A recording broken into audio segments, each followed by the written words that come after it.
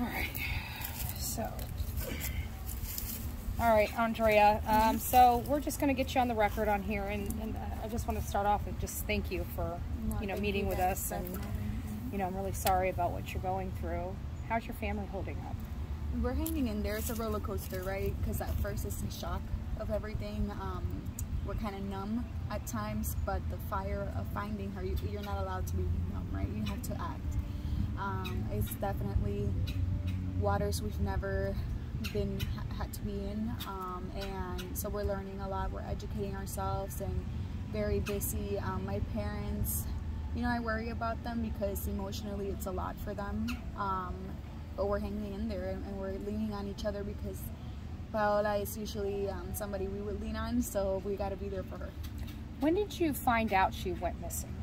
So we had a feeling Saturday evening that something was wrong because she communicates with us so often during the day that when we didn't hear from her, her phone rang Saturday morning.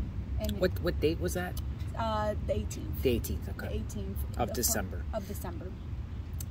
Her phone was ringing in the morning, and then it just started going to voicemail like at 11:30 a.m. And then I usually work on the weekends, so I didn't have too much time to think about it, but my mom immediately was like, Andrea, your sister's not answering. I was like, oh, let her be, give her a moment. But, at 5 p.m. I was like, okay, Mom, I'm worried. And then I was still at work, and we wanted to call to report her missing at that point because we started calling all of her friends, anybody that she could have potentially be with or known about her whereabouts.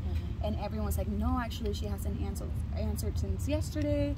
And then so it started becoming really alarming to us, and we had a myth in our mind that you can't report a person missing until 24 hours or 48 or a certain amount of hours, which is actually completely false. So that's misinformation that's out there. I don't know how we even thought about that, but you can actually report somebody missing whenever. Like, you can report them as soon as you think that they're missing, you can report them. That's good to know. Who did you, so when you reported her missing, who did you report her with? So we reported her with Osceola County, and that's because that's where she resides. And so we reported her missing at her home when we went over there, and she wasn't there. My mom reported her, and that was on December 19th, probably like at 6 a.m. We were already reporting her. And sheriffs came out immediately, took the report? Yes, so the deputies came out and they took the report.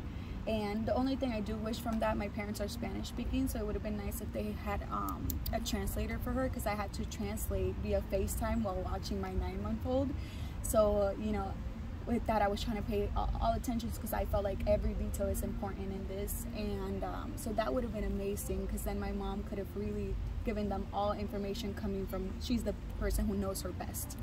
And when you translate, sometimes things are lost in translation if it's not the proper, somebody who's certified to translate. So that day on the 18th, did you know she went to the park, the state park, that day? We did not. So honestly, that decision in the morning came as a surprise to us. We had no idea she was heading to the park.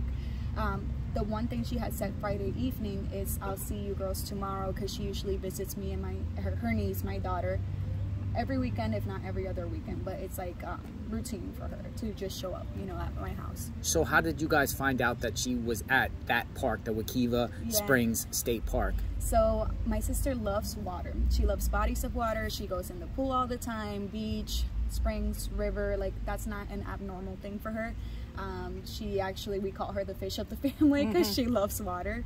And so we had ATM transactions that we were able to access via her computer, and we also had e-pass transactions. So the last e-pass transaction put her at a spot, and between my husband and I, we opened up a map and we said, my instinct was, let's go check all the waters, which I told all of this to the detectives immediately as of Monday. But on Monday, I felt like nothing was being done at that point. There was no urgency in the matter, and I felt like I had the information, so we needed to get out there and search for her. I couldn't wait for, they said that they just had to wait on leads, that whatever we found we could give to them, which was not enough for me, right? I was like, no, we need to go. So we got a group of about 20 people to meet us at a Publix nearby, near the park, and then we sent people out, and actually a friend with her mom happened upon the car at Wekiwa Springs State Park. And that was the Monday then? That was Tuesday. That was a Tuesday. Because Monday we started sending out flyers on social media. And then Tuesday morning, actually Monday evening, we had another friend who lived in that area. She said, I'm gonna go out to certain areas to search for her. And for some reason, when she went into Wekiwa Springs State Park that day. And the parking lot that she was found, you guys have been there. Sand Lake, right? Sand Lake. It's kind of deep, right? It's the farthest parking lot. So when she was going out there, she says that a ranger turned her around and kind of said, hey, there's nothing really back there. Like, just, so for some reason, she was turned around from reaching that point on Monday. So we could have found her on Monday if she hadn't been turned around. Oh, wow. Yeah. Do you know, I know that we went there looking for her. I know that you have to go through a front gate, like you got to pay or, you know, see a ranger there. Is there surveillance there? There's not. There's not. There's a picture that says you're being recorded, like one of those signs that tells you there's a camera. It's right behind them. So when you're checking in, if you look right behind them, it says that you're being recorded, but none of their cameras are working. They have cameras, but they're actively not working right now. So the only thing to notate that she was there and what time was a parking permit, which we, not a parking permit, it's the receipt. It's $6 that you have to pay for the entrance, and it stamps the time that you went in. So she went in at 8:30 a.m. on Saturday. The 18th. The 18th, correct. Saturday. 8:30 a.m. Yes. And then the park opens at 8 a.m. So she was there pretty early, which all works out in the timeline when she deposited money, when she took the e-pass, it all works out. Like. So going back to the ATMs, did she make large purchases at the ATM, or did you? I know you said that you looked online on her activity. Have you seen any abnormal transactions, or did they all look normal? They all look normal, and the reason why we believe she deposited money, based on us knowing how she goes about finances, is her pet insurance was gonna, be charged coming up these days. So she deposited money in so that could be covered, and then she deposited more money so that she can have. So they were deposits, not withdrawals. Correct. Okay. So it covered any bills that were happening. And what I'm thinking was anything that she was going to spend throughout the day or upcoming days, she deposited money. So they ended up, the authorities ended up finding her vehicle there on that Tuesday then. Yeah, so we found, a friend found the vehicle and we reported it to authorities. It was Tuesday the 21st at 3:30 p.m. We came up on the vehicle and immediately called 911, let them know we didn't want to touch the car. So you went there before authorities to see the car? Yeah. So I was there, and then authorities came because we made it. All 20 people that were searching made it there.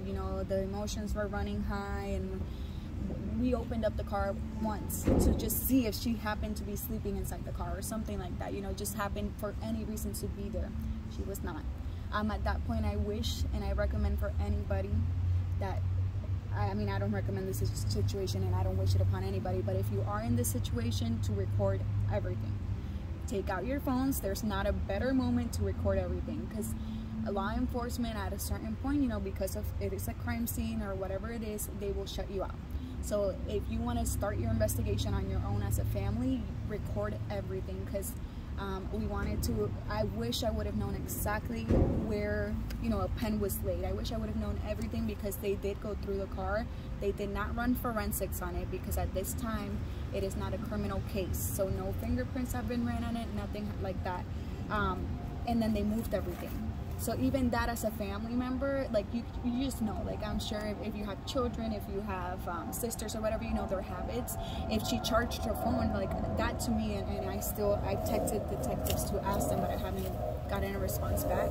I wanted to know if the charger to the phone was plugged in, because then that would tell me why her phone died, at 11:30 a.m. Like just little details as to her behavior. Did you see anything odd in her car? Like anything odd? Not normal, or any type of, like, did she have extra clothes in there or anything? So she usually does carry a change of clothes, but it's because she goes into water often. So that was there in her backpack, but it wasn't more than one thing. It was just a change of clothes.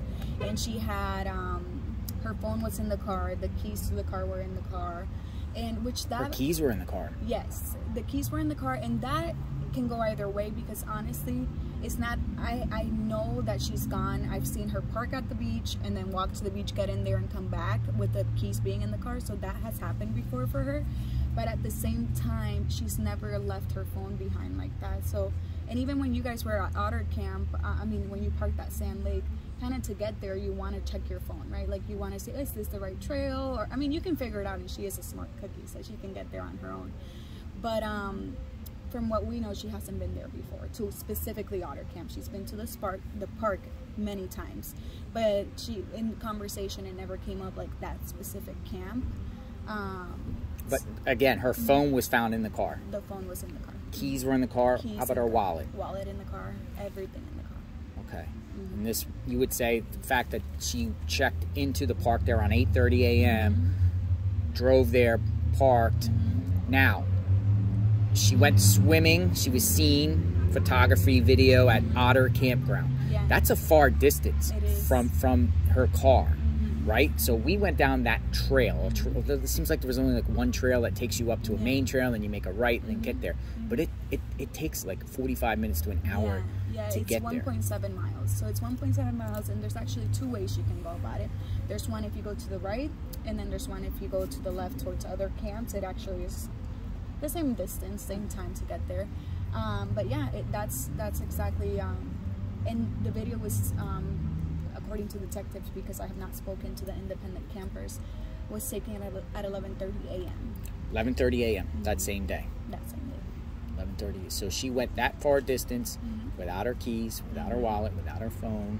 What was she wearing? So all we know is what we see in the video. So a burgundy shirt, kind of like a sports shirt, which is common for her, and that's all we know. Like, I can't assume her pants because I don't know. I don't know her pants. And yeah. What do you think happened to your sister on December 18th at the park? So honestly, I really don't think it was an animal attack. Like I really 100, like, you know, I can't be 100% because no one can be, but my heart tells me, the education I've gained, experts and everything tells me that it was not a gator who attacked her. If anything, you guys were out there, disorientation is where I would say is the most likely to have happened. After being at the park and seeing behaviors and just, you know, women go there all the time by themselves. Actually, yesterday I was there, and there was about 4 ladies in different ages who went out for a run, or they were there with their dog or something. One person was camping overnight alone, one female. So that's not odd behavior.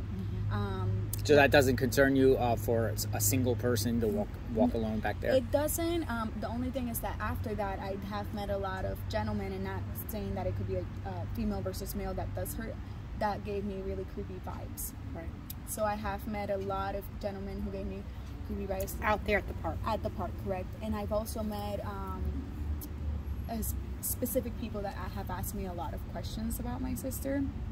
And it just, you know, your mind starts to wonder, right? Your mind starts to wonder, if she was able to make it all the way there without her phone and keys, which is what we're assuming, why wasn't she able to make it all the way back on the trail, right? Like, why didn't she go on the trail and make it all the way back?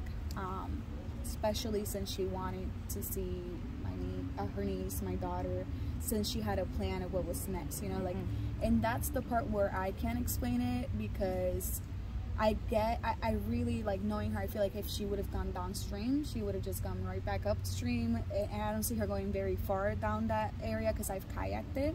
And when you kayak it, there comes the point, I mean, there's a really nice area actually. So there's that area, and when you keep going, there's like almost like a sand key. It's so shallow. It's like extremely shallow. We saw that. Yes. And when you're in that area, when you're on the weekend, we came across 4 different couples, paddleboarding, sunbathing. It's actually like a really nice day to be there if you want to go. But after that, it gets with a lot of vegetation. So me knowing her behavior, I feel like she would have turned around and been like, I don't want to be in this walking here, so I'll turn around. How is Paola's, does she speak English? Yes. Yeah. Very well. She can read English? Yeah, so she has better English than I do. She's a professional, you know, very intelligent, educated, super, she's well-spoken, so she's better spoken than I am. So when we went out, and you went out to Otter Campground, 1.7 miles from where our car was, very first thing you see there is the river. Now, one thing I've noticed, the media at first would say that she was seen swimming in the Wekiwa River, but on the map, it looked like it was called Rock Springs. Correct. So right, the state park is Wekiwa State Park, and I think that's where the media was getting their information. But the springs is way farther down. It's on the other side. So this is the river. So this is considered Rock Springs River. And actually, if you cross the water, which is easily crossed because it's so shallow, that's all it pertains to Rock Springs State Park Reserve. It's in, yeah, so that's the line right there. So but it is the river, and it's an 8.5 miles from King's Landing all the way up to Wekiwa Island. So those pictures and video, that was a video, right, of her in the water. And then the pictures are just still shots. One thing we noticed, and I'm sure you noticed, right there's a big sign that says, do not swim because of alligators, do not feed the alligators and stuff. Do you think she saw that, or do you think she just, what's your take on that? That sign is new. That sign actually, as of the first time we went out there to Otter Camp, it was a way smaller brown looking sign.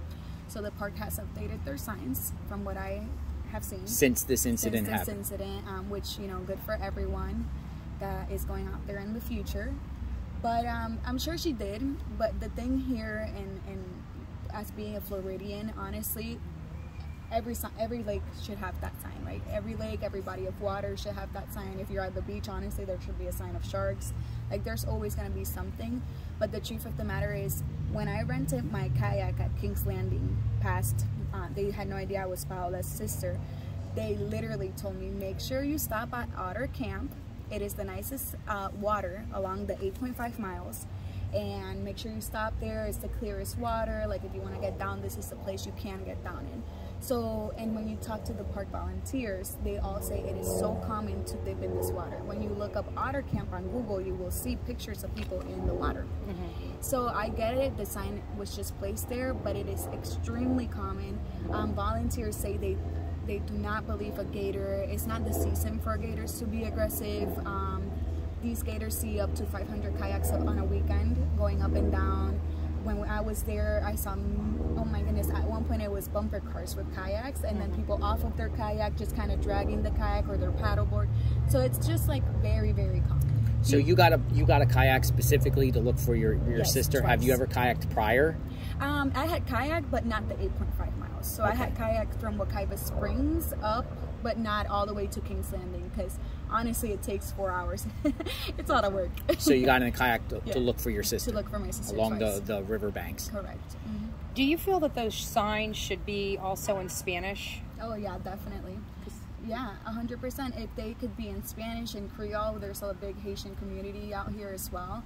And I am happy that they just changed out the signs, because they are bigger, brighter, and you saw them twice, I believe, right? Yeah. That, and also I would love for the park to install trail cameras. Trail cameras, from what I've looked at, can be powered by sun, solar power.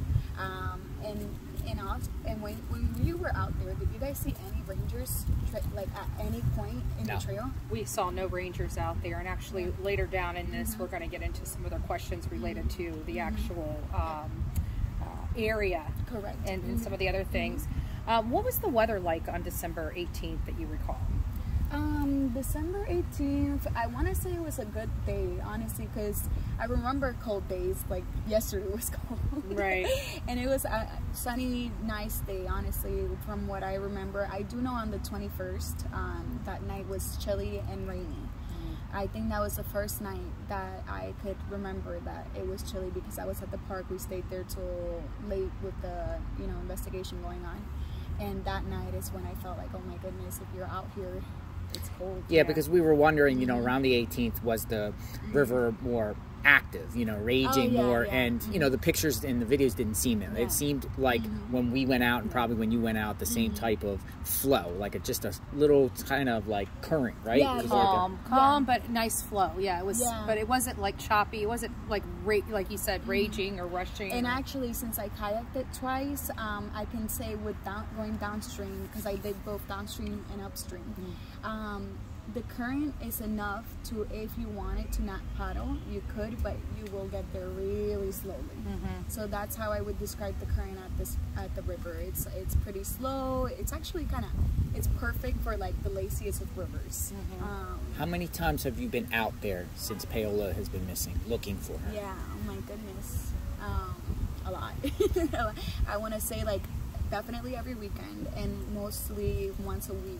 Do you go by yourself? Do you go with a group? With a group. So usually I go with a group. I have gone out, the only time I went with less than 10 people was once, and it was with a mission of working with a specific search and rescue who were planning their search. So what are you thinking when you're out there? Like what are you just hoping today's the day I'm going to find her? Yes, 100%. There was one day where I felt like that was the day. Like I don't know what came over me. I just felt like it was the first day that I went really deep into the woods, like really, really deep. And for some reason, I just felt that she was there in that moment. But then when you don't find her, every time you leave, you're defeated. Like I must admit, and there's been times where I leave and I'm just like, goodness gracious, like when is this gonna happen for us? I have started to feel a little helpless, but you start to feel helpless because you want more involvement. Like you want more. Actually, when you guys were out there, you saw some orange tapings. Yes. So that was a part of our search and rescue efforts, and it's because we found some footprints that match her shoe size near the water. And that was probably about what, a quarter mile down on the down from Otter Campground, on the right on the river banks, right? It was like a square, and it was marked on the tree right on the river there, right? Yeah, so we have been marking what we can, but here's what happens when we're out there and it's civilians, right? Like, because we've gone out and then sometimes we go out with search groups and cadaver dogs and life scent dogs and everything. But we only have so many tools, right? So, okay, now I found these footprints, but if I don't get the right expert to come tell me if this is my sister, because there's a way to measure if the height is hers. If that was, you know, they can measure height, they can measure direction of where she was heading to. But it's hard. It's hard to get the law enforcement back up there. That's what I was going to ask. The search group that you have, is it friends? Is it some sort of organizations, community? We've had both. So we have family and friends who go out there every time I go. And then we also have organizations. So thus far, we've worked with Florida Airport Search and Rescue. We've worked with a group of veterans. Actually, yesterday, a big group of veterans came, even from South Carolina, drove all the way down. And then we've worked with Peace River Search and Rescue. And then I have other names, but they're smaller organizations. I haven't learned them just yet. I know them by name. But yeah, we've done it both ways. So how do they, so they just reach you on Facebook or call you to say, hey, we want to help, or how can we help? Yeah, so actually, I reached out first because as soon as the investigation was over and I started doing more research, because, you know, at first I felt, I was convinced that Orange County had done what they could, right? I hadn't been out there to Otter Camp because they blocked us from going there. Immediately they started, we couldn't go in there. But as soon as I went into Otter Camp, I was like, no way they searched all of this in 2 days. There's just no way that they did a thorough search, boots on ground. When you say Orange County, you mean Osceola County or Orange, or both? Both, because Orange County, the park is jurisdiction of Orange County, so they are the ones who assisted Osceola in the search. So there's ERT team, emergency response team, they're the ones who led the search at the park. Osceola was just there, like 2 detectives, that's it. And then Osceola so they were doing the park work and Osceola is doing the missing persons. Later on January 6th, Osceola decided, because we did put a little bit of pressure on them, to go out there. They bought a sonar camera and they went on January 6th to do a search. I was disappointed with the search because I wanted them, if you have this tool, do the whole 8.5 miles. Like, do it. I've kayaked it, you can get through it, it's easy. For some reason, they only did 2 miles up and down 4 times. The same 2 miles up and down out of 8.5 miles, and I'm just like, that's not enough. If they would have informed me, I would have been there, I would have shown them, because they said there was a tree trunk, and I know exactly what tree trunk they're talking about, and there's a way to get around it. They just didn't look. So there's a lot of things that I just, you know, and if they didn't know, then reach out to an expert, reach out to somebody. Make sure that if you're going to make the effort, do it 100%. Like, don't do it halfway. That kind of brings me back to, you know, my next line of questioning is, has law enforcement been keeping you up to date with information about this case? No, they haven't done a good enough job. If you look at my call history, you can see that I'm always the one who calls. I'm the one who calls. One of the times, 2 weeks ago, my dad had to call upset and be like, what's the update? What is the update? Right now, their technique, Marcos Lopez, the sheriff of Osceola, on January 6th at 4 p.m. said he will not go back to search at Wekiwa Springs State Park. And why? Because he says he searched the 2 miles he did at the park, and Orange County did 2.5. But you're saying it's a much bigger area. It's 8 miles. And when you talk to the experts, when you talk to these organizations that are search and rescue that have done like 60 missions, right? They have it up their sleeve. And I would love to ask Marcos Lopez and his team, how many searches in the woods have you conducted? Because at one conversation I had with the detective leading this case, who's also last name Lopez, he said that they don't even have state parks in Osceola. So then I'm like, okay, but you have lakes, you have parks in general, you have reservations, people's backyards have woods in them. So you have to be equipped, and if you're not, reach out to people and activate. They were supposed to activate these groups that I found. They're called CERT teams, and they're certified to do this. And when I called them up, they were all jaw dropped at the fact that they weren't activated. They're just like, and that's the pressure that they started sending out emails to Osceola County that said, why didn't you activate us? You know, you should have passed on the information of what was done by Orange County so that we can continue the search. And then communication, going back to your question, the communication has been very minimal. I have to drag it out of them. I have to call them 3 times to get it. They're quicker with text, but sometimes I text 4 questions before I get an answer. Right. So how many detectives are on the case? Is there designated ones? You said Lopez? Yeah, so there's one, Detective Lopez is from Osceola County, and he's the one on handling the case. I have spoken to the supervisor, Sergeant Chambers, who's responsive. So those are the 2 from Osceola. Okay. And over in Orange County, they made it very clear that they were just assisting. So when they were on the case, they were very responsive. But as soon as they stopped their search, then they stopped assisting. How do you feel law enforcement has handled this case in your mind? I know you've expressed some of your concerns, but overall, how do you feel like they've handled this case? I feel like they started out, backtrack. When I handed them the information about the ATM and the e-pass, those leads should have been followed up on. So law enforcement dropped the ball there, because if we found the car, they could have found the car.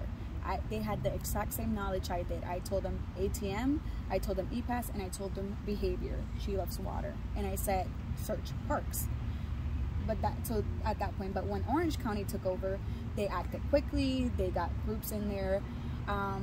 They didn't devote the right amount of time to it. In retrospect, they did depend a lot on drone footage, horses, and when you're out there, you can see, if you take a drone up there, which I've seen drone footage at this point, you can't see anything. There's so many woods, you can't see anything. You can use it for directions, but you cannot use it to search for a person.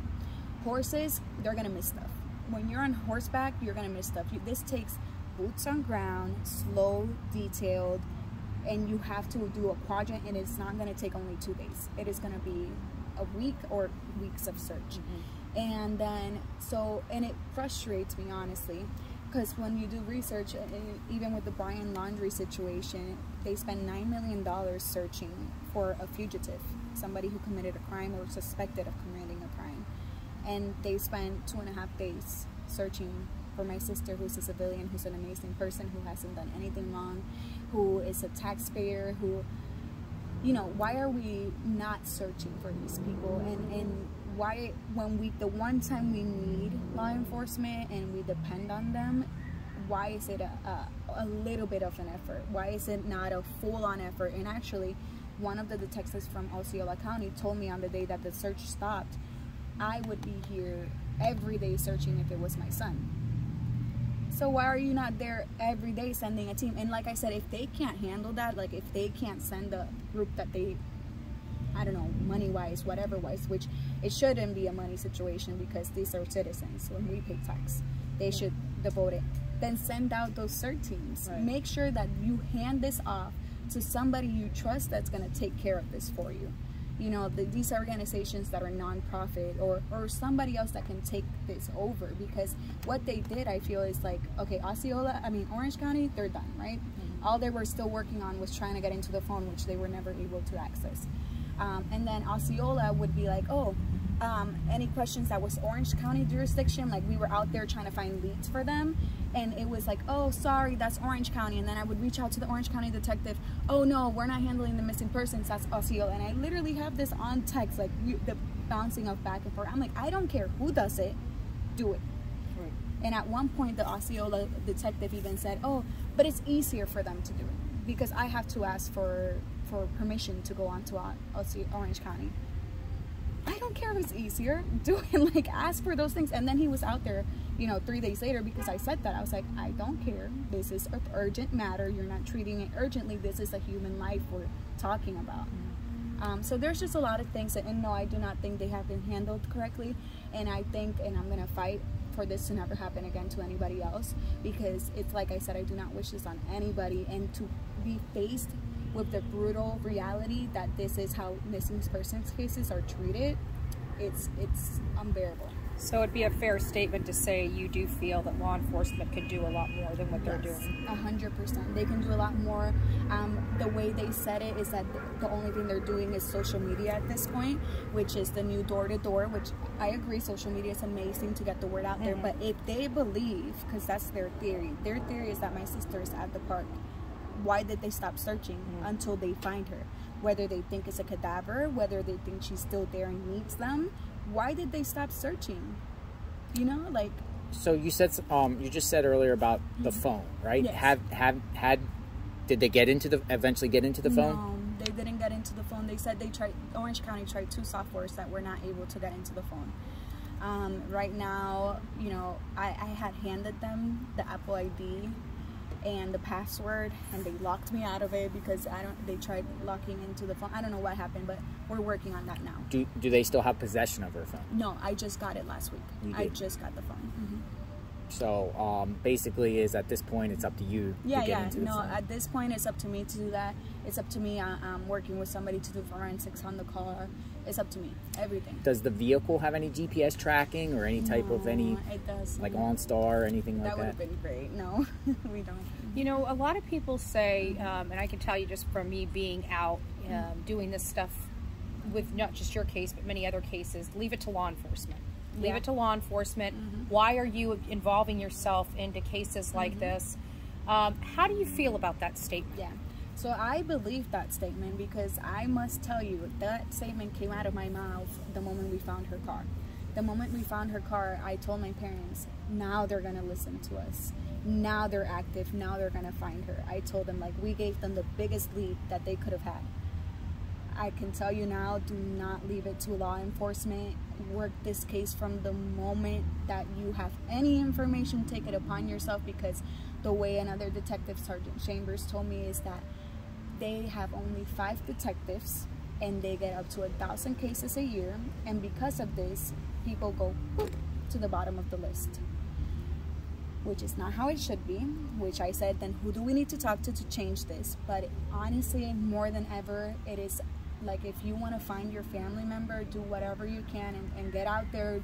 Reach out to organizations, reach out to everybody, have your voice heard, and make sure you're stern with law enforcement from the beginning, and let them know they are not going to forget about you. You are not going to go, or your sibling, you know, your family member is not going to go down to the bottom of the list. They're just not, because they will allow it to just fall right in and become a cold case. Right. So let me ask you a question. Going back to your search team, your volunteers, your family looking for her, did any of you see any alligators out there at all?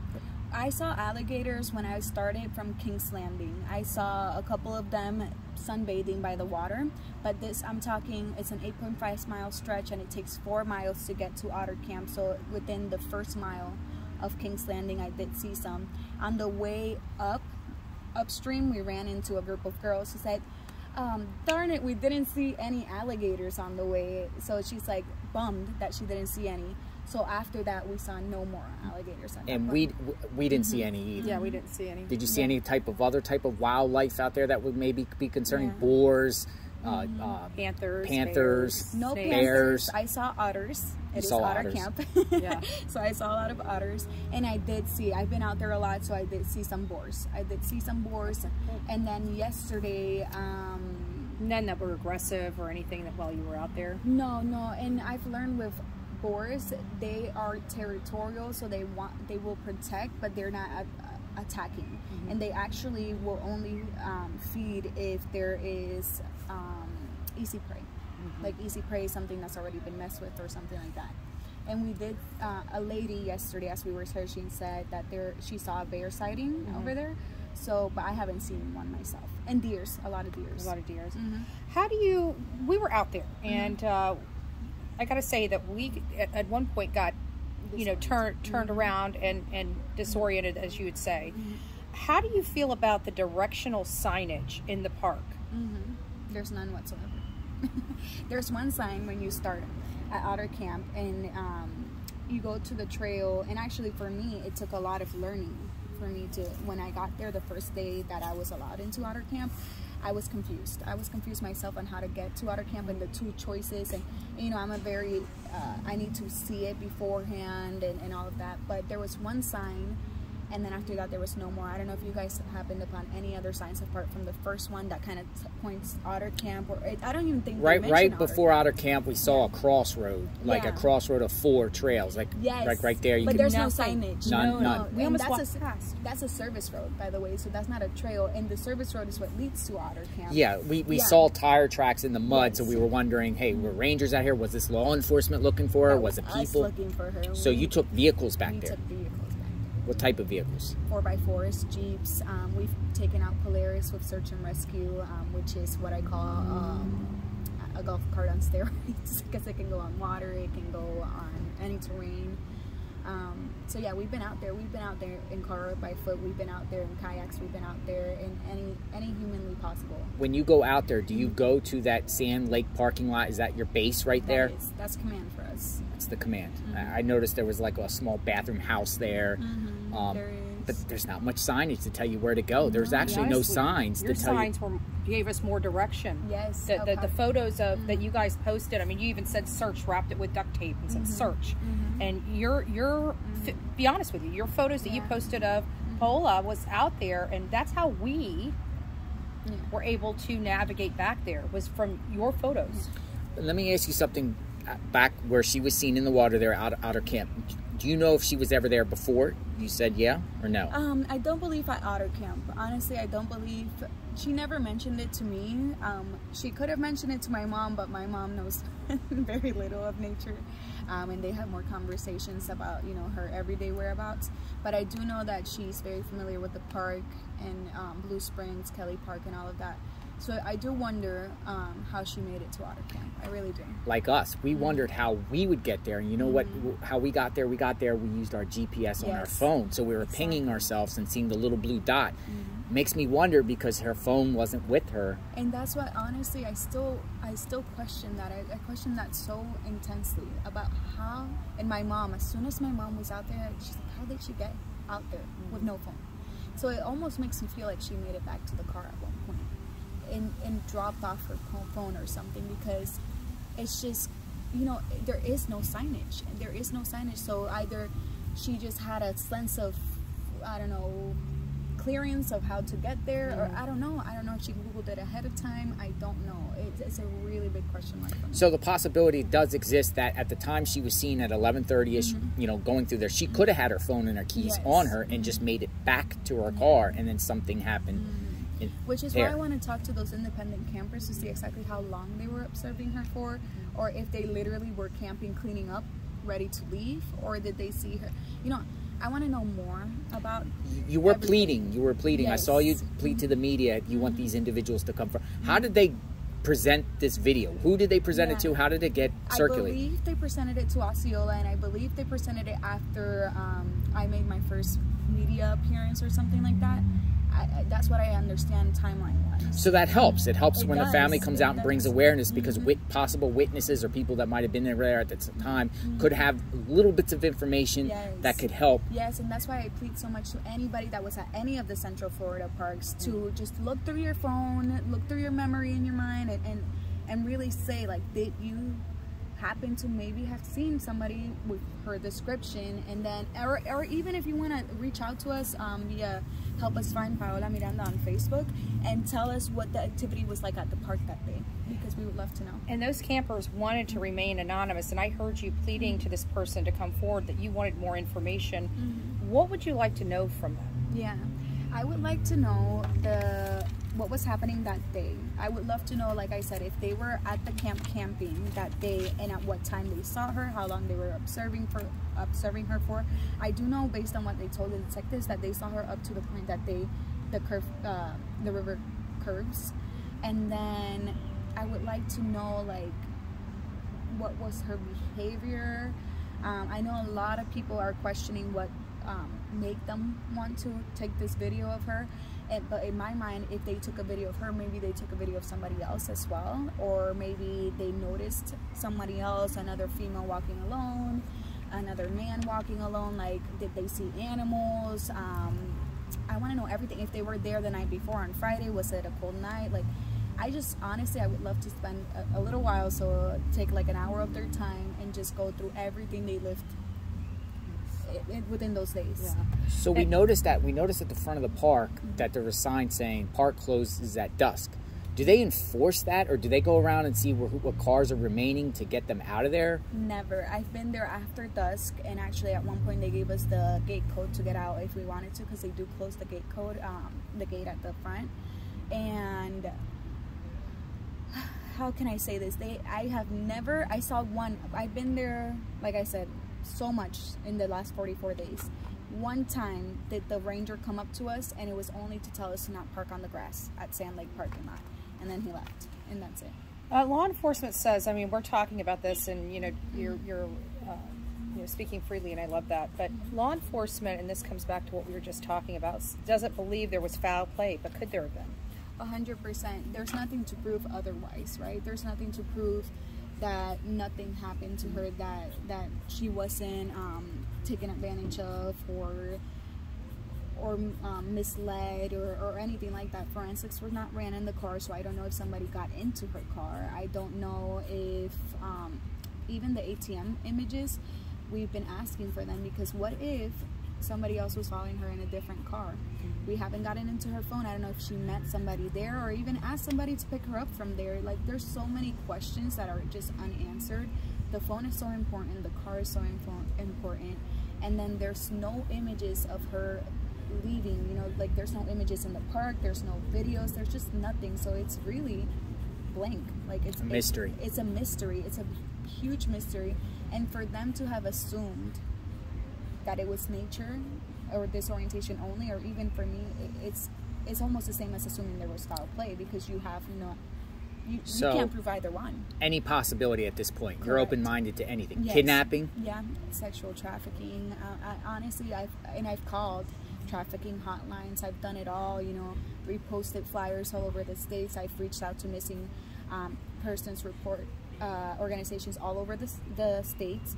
And that was another thing that we noticed that they hadn't done. Osceola County, we had to submit the nation to post her in the nation, and they have to approve it.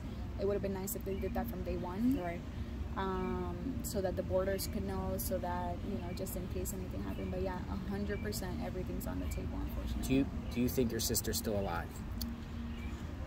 It's so hard. It's so hard, because when I go to the park and like you guys get disoriented, I'm like, goodness, what if she is out here? But then being out there so much and not having found not even a clothing article, like, and I'm talking about, we've ran that park up and down.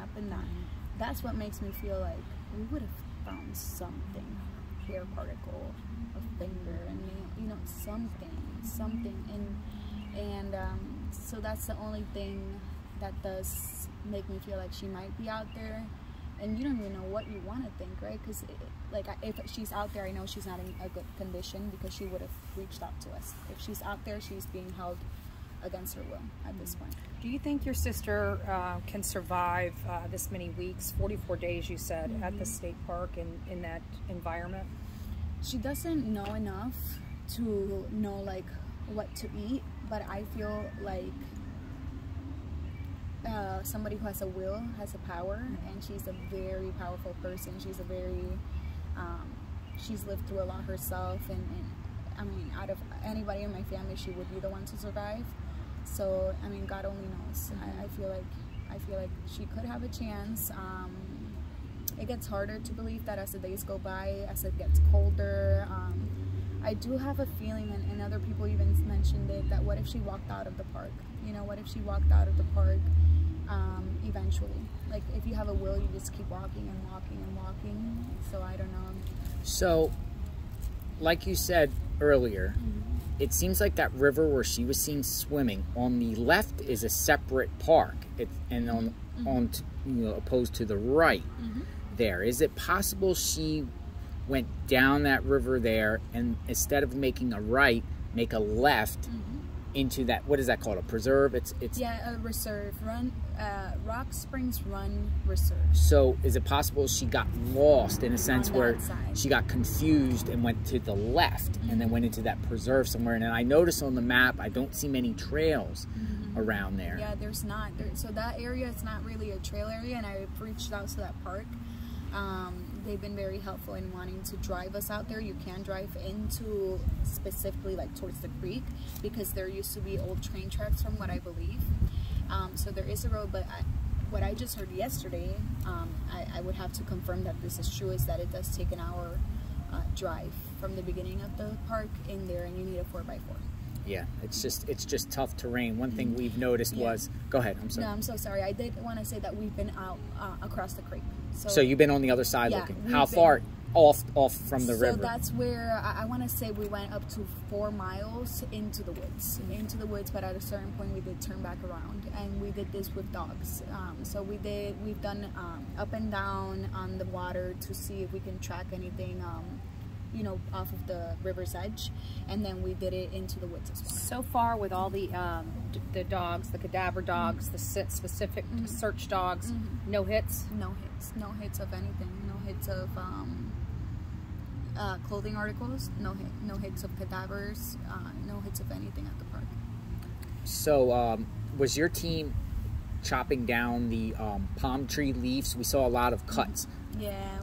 Indicating that people were searching, you know, right along the riverbank. So we did some to open up some areas, but you know, as the days went on, I actually asked them not to, because I don't want to miss out on anything, right? So as the days went on, I noticed I would rather take it slower and lift up the palmettos, and then just actually lift up leaves, like literally move stuff around, and because if we are looking for these minute details, then that's what it takes. Right.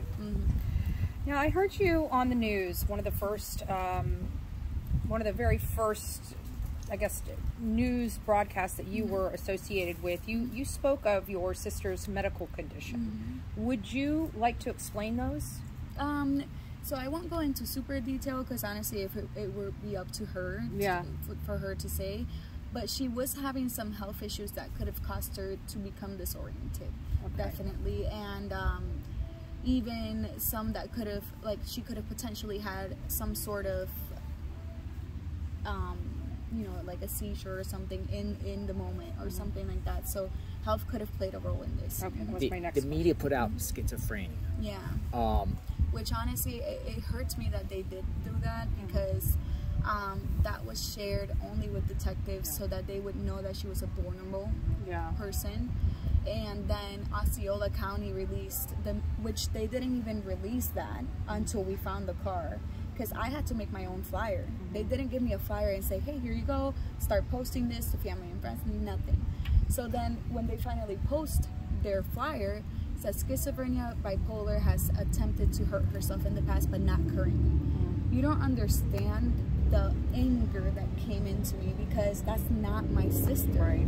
So then now they created a narrative to be told, and as soon as I saw that, I knew that's what they were gonna go with. I knew that they were gonna put their hands up and say, this person wants to be not found, you know, which the detectives have told me multiple times. She doesn't want to be found. How do you know that? I'm telling you, my sister would not go more than a day without communicating with her family. She wouldn't have left her puppies behind without care. She wouldn't have missed out on my daughter's first Christmas. We had family coming. There's just so many things that I know, like, when you know somebody, you cannot negate that. Like, you can't negate who we're telling you she is, and she had shown no behaviors. So you feel it's unfair that they took something that you were using for them to help them understand who the victim is, and they used that against her. Correct. And it's a HIPAA violation for them to have shared her diagnosis. And like I said, we were informed by a police officer who's a friend. Tell them so that they know she needs help. Right. So that they know she might be confused. It's like an Alzheimer's patient or dementia or somebody who has diabetes and has no medication. Right. It's the same concept. They are a vulnerable citizen, and actually there's a alert that will become effective as of July 1st of this year. It's called the Purple Alert, which they had no clue about. We had to search, and actually a missing organization told me, hey, she qualifies. I just looked it up. There's a new legislation that says Purple Alert. Unfortunately, it's not active, but you know, when I questioned the detectives, they had no clue. And you know what their answer was? Oh, she doesn't qualify for that alert. The alert isn't even active, and they said she doesn't qualify for it. And I encourage anybody to look it up, and she actually qualifies for all of it. And her being without medication for more than 2 days, 100% she's gonna be vulnerable. Because it's like any person who's on medication and stable. As soon as you get off of those medications, you're gonna be unstable. And but it is a medical condition, and that's the end of the, you know, it's not in her control. It's a medical condition, and it's controllable through medication. Yes, and she was stable, and that was not we know her, and we know when she needs help, or when and even herself, she knows when her triggers are. She knows when to say, I need help, I need this, and she would have spoken out. Like, we know that. So was she in any relationships, boyfriends, married? No, not at the time. Not at the time. And you know, she does date. And she was actively, you know, if somebody reached out to her, she might give them the time of day, depending on what, you know, anybody who's single. Do you know of any, you know, it comes back to the, you know, could this have possibly been foul play? Was she seeing somebody, or had she seen anybody in that near, you know, recently prior to her disappearance? So she was seeing one guy, and honestly, we were immediately surprised by his lack of presence. We had to reach out to him to ask him if he knew of her whereabouts, and he said, no, I haven't heard from her since Wednesday. That was on Saturday night. And then he has not asked about her. She knows his parents. His parents haven't asked about her. How does that make you feel? Oh, it makes me feel all sorts of ways. I mean, I want to assume that he's just not the right type of person, like, you know, morally humane. But I've insisted on the detectives questioning him.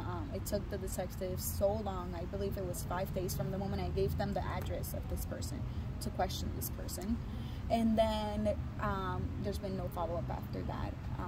And like I said, he knows how to reach us. He knows how to go about it, and nothing. Do you know how long, and this is just kind of, I didn't know what your answer was going to be on this. Do you know how long or how many times she had seen this gentleman? Has she seen him for the last few months? Has it been just a couple weeks? I mean, no, it had been months, and it was to the point, like, my mom knows him. He's come over to her house, her to his. No concern. No concern. Nothing. And they know each other from years back, so it's not new. So it's a friendship. So you would think just out of the friendship, not even in the romantic. Correct. Or even coming out to search. Yeah, and exactly. And then the thing is that honestly, it was a friendship, and the lines of friendship and dating, maybe they were just starting to explore that. So that's why I want to say, like, she wasn't dating him, but it was a friendship of years. I have images with him at Halloween parties, at Christmas parties. Like, do you find his behavior odd? Oh, 100%. You do? Yeah, 100%. Do you know, I mean, we kind of covered where everybody has searched in there, so maybe I'll just pass that because I think we have a good understanding of where the police have searched, where you and your groups have searched.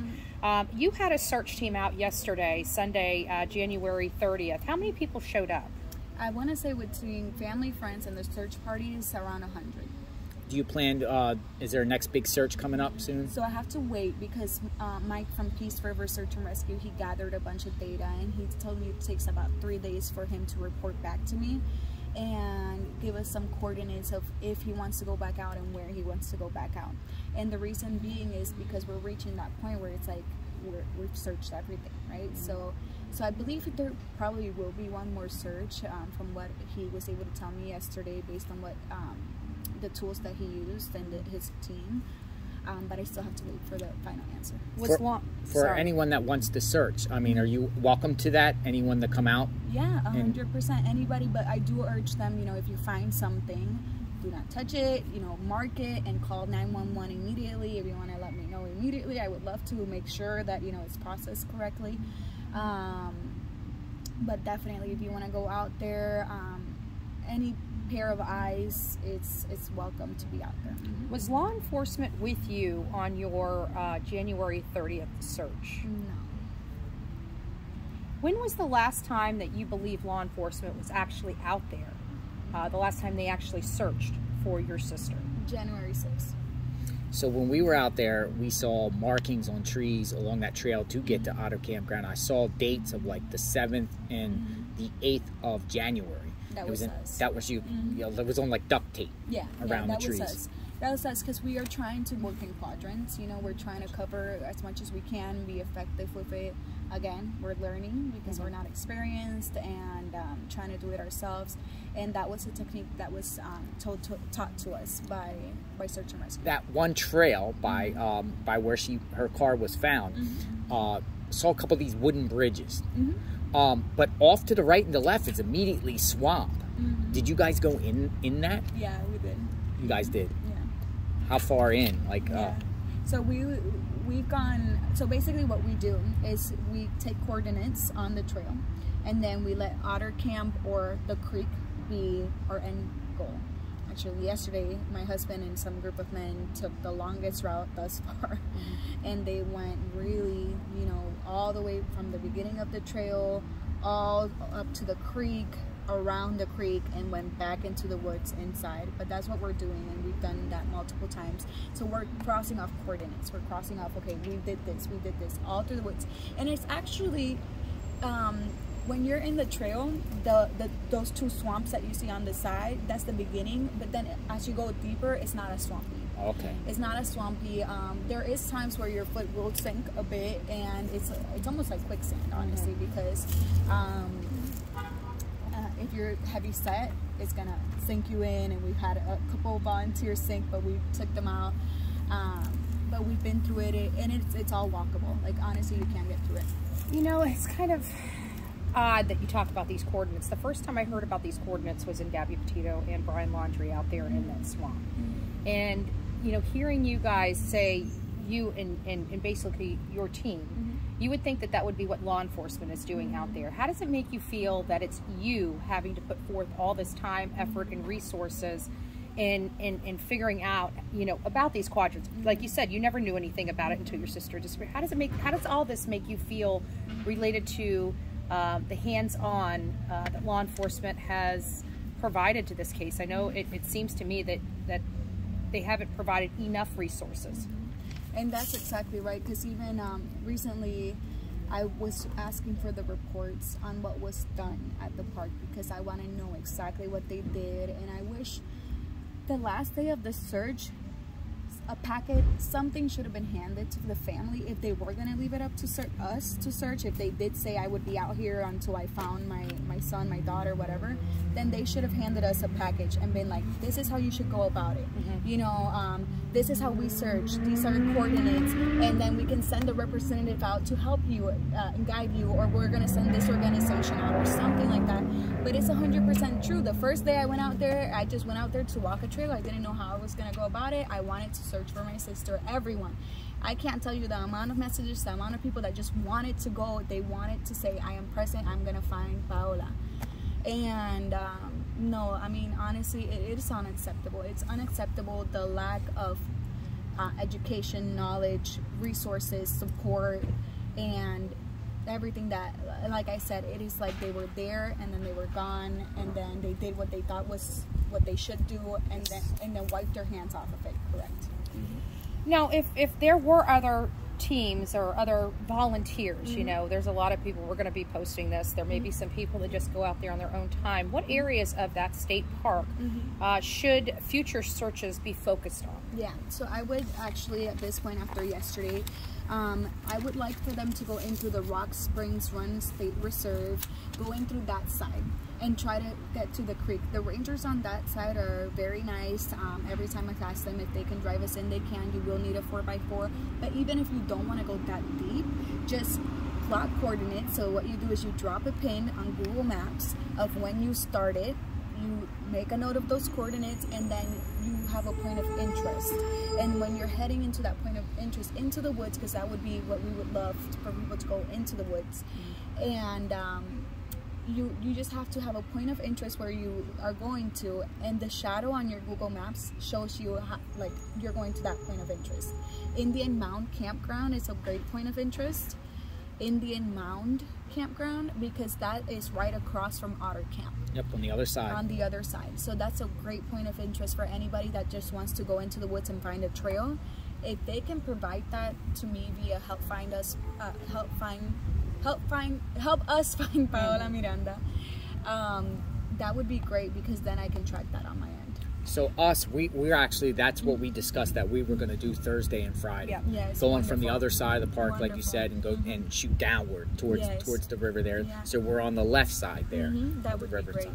And anybody, you know, if anybody on your end want to come and join us, we will work as a unified front, and I will let them know. We should be there, I'm assuming, around 11 a.m. on Thursday. Wonderful. And we're not leaving the area until Saturday morning. Anything else you'd like to say? Final thoughts? Anything?